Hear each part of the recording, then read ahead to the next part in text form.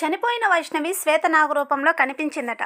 అసలు తన మరణం తర్వాత అక్కడి పరిస్థితి ఎలా ఉన్నది అన్నది చూస్తే, వాళ్ళ ఇంట్లో చిన్న పిల్లల దగ్గర నుంచి పెద్దవాళ్ళ వరకు కూడా వైష్ణవి అంటే పంచప్రాణాలట.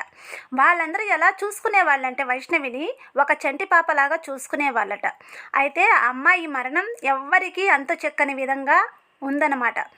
అంటే ఆ అమ్మాయి 19 సంవత్సరాలకే తల్లి కాబోతుందట. అలాంటి అమ్మాయిని ఆ నీచుడు చంపేశాడు కదా.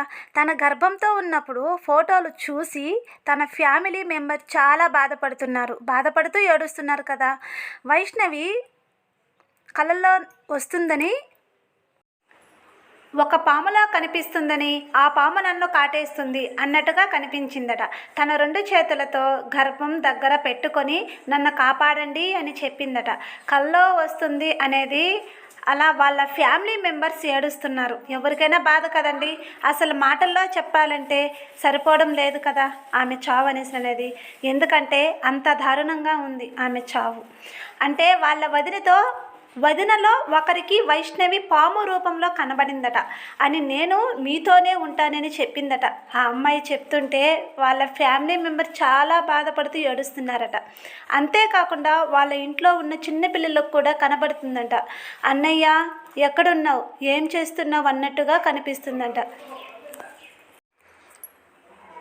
ఆ విధంగా వైష్ణవి రకరకాలుగా వాళ్ళ మనసుల్లో కూడా వైష్ణవి నిండిపోవడంతో వారికి శారీరకంగా దూరం అవ్వచ్చేమో కానీ మానసికంగా వాళ్ళ మనసులో నిండిపోయింది.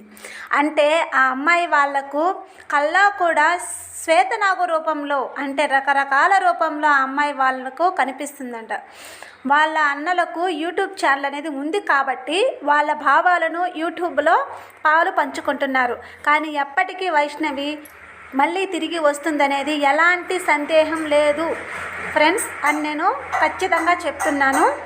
ఈ వీడియో మీకు నచ్చినట్లయితే please like and subscribe friends. మీరు ఈ వీడియోని మరింత కొంతమందికి చేశారంటే ఇంకా కొంతమందికి రీచ్ అనేది అవుతుంది. ఓకేనా ఫ్రెండ్స్. వైష్ణవి ఆత్మ మనశ్శాంతిగా ఉండాలని, వాడికి తగిన ఉరిశిక్ష వేయాలనేసి మనస్ఫూర్తిగా కోరుకుందాం అందరం ఫ్రెండ్స్. ఓకేనా? All of you.